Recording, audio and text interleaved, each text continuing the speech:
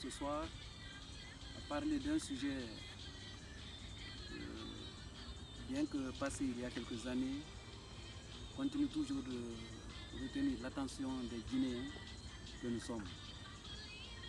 Il s'agit du problème de l'Ebola qui s'est passé dans notre pays il y a environ 3 ans.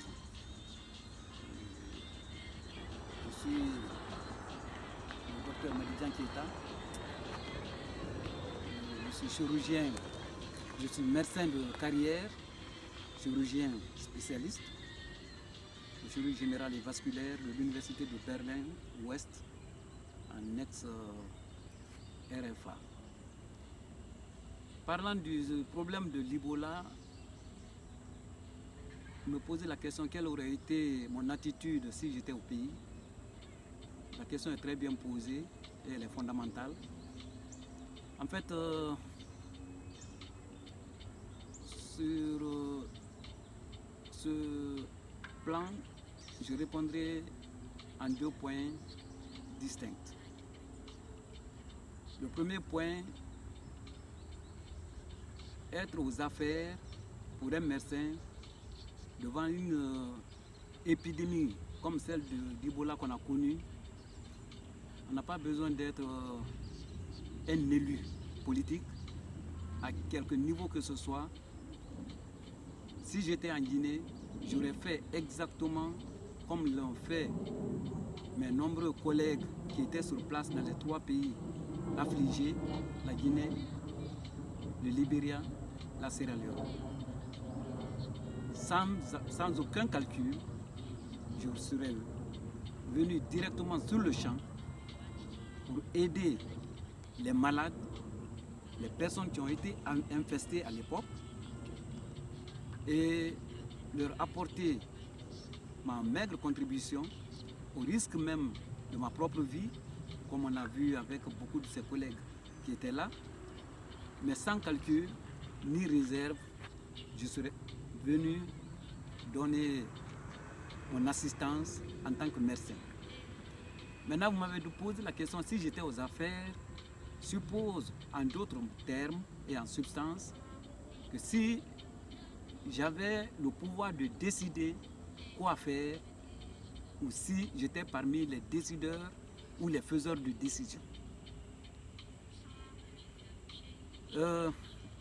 À ce niveau, je dirais que si j'étais décideur, je ferais simplement ce qu'il fallait ou ce qu'il aurait fallu faire.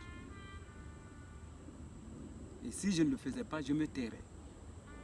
Mais le problème n'est pas là. En tant que décideur, j'aurais apporté ma contribution pertinente au problème de cette épidémie d'Ebola en Guinée. La première des choses, en tant que décideur, il se trouverait déjà que j'ai mis sur place et pour une longue période de temps des services d'urgence qui pourraient faire face à tous les cas d'épidémie comme celle de l'Ebola ou celle de choléra que nous avons souvent rencontré en Guinée à chaque saison de pluie, pour ne plus qu'on ait à faire appel à l'extérieur dans les cas d'urgence, que les gens prennent leurs avions, quittent des milliers de kilomètres pour venir nous aider, nous, pendant que nous avons une université qui a une école de médecine depuis 1968. Donc, je peux avec assurance vous dire que mon intervention serait et consisterait à former des équipes mobiles de dépistage rapide et d'intervention d'urgence en cas de problème de santé publique dans n'importe quelle partie de notre pays. Donc,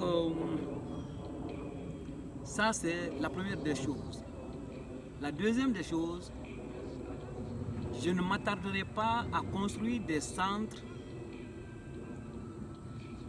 de prise en charge de ces malades et maintenir ces centres 12 sur 12, autrement dit 12 mois sur 12, est en constante alerte, en alerte permanente.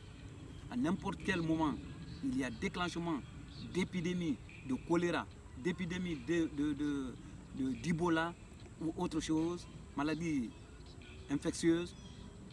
Les services d'urgence seront les premiers à être sur le terrain et ils seront adjoints, bien sûr, par les services, les services qui pourraient nous être envoyés de l'extérieur, mais pas l'extérieur en premier plan, sur le champ et les Guinéens derrière. Donc ça, c'est des problèmes à long terme auxquels on doit penser, mais pour cela, il faut qu'il y ait des responsables absolument engagés pour la cause du pays, mais pas pour des causes sordides, inavouées, comme on l'a souvent vu ces dernières années.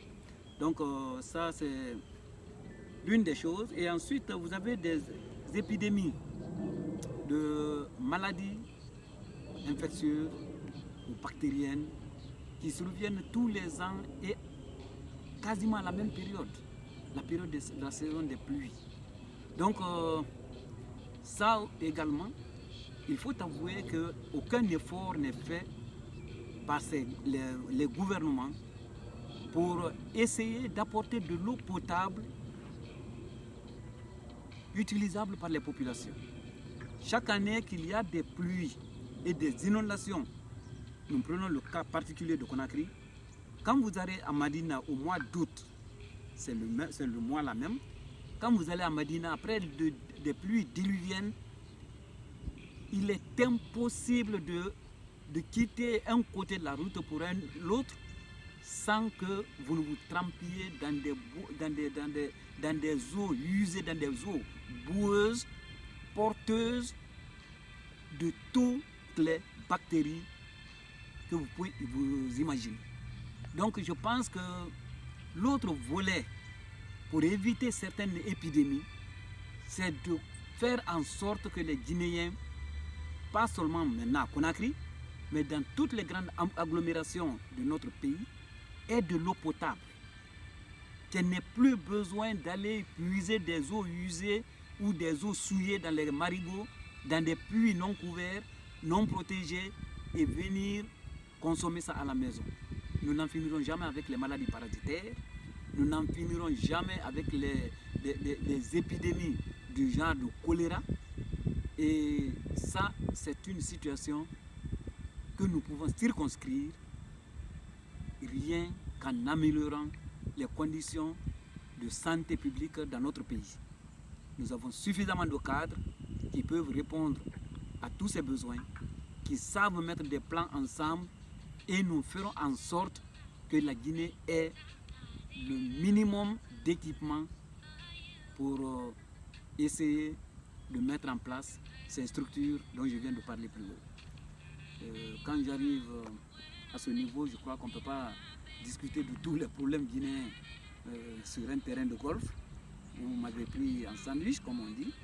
Je vous remercie et nous en reparlerons et nous parlerons d'autres sujets plus tard. Merci.